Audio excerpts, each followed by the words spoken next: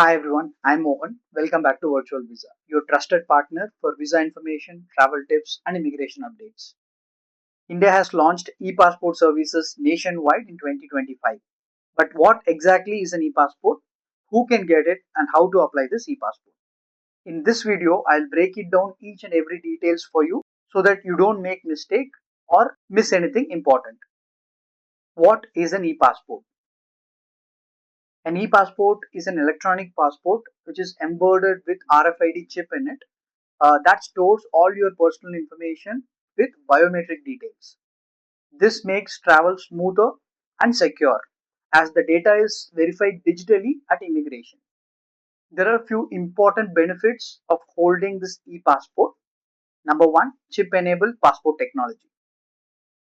Two, biometric data stored securely. Faster border processing.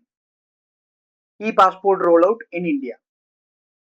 In late 2025, Indian government has completed the rollout process of this e-passport under Passport Seva Program version 2.0.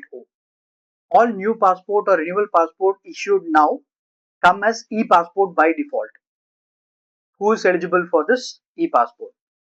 Indian citizens who are applying for a new passport or renewing their old passport can get this e-passport. It's a standard format being issued across India. Your regular passport remains valid until it expires. So there is no need to hurry and change your existing passport to an e-passport. You will get this e-passport only if you are renewing it or you are going to apply for a new passport. Let me take you through the step-by-step process on how to apply this e-passport. The process remains the same. Visit the Passport Seva portal, select fresh or renewal application.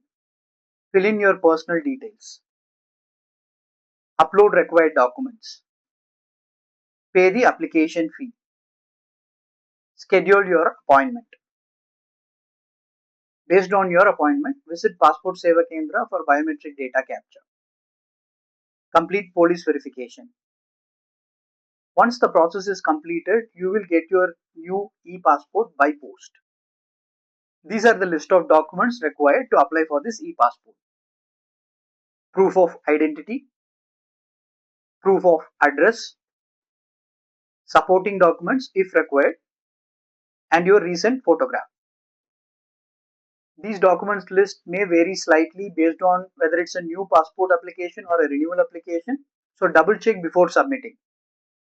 Next, let me take you through the fees and timeline for this e-passport. The fees remain the same, so standard passport fees apply, no extra charge just for it being an e-passport.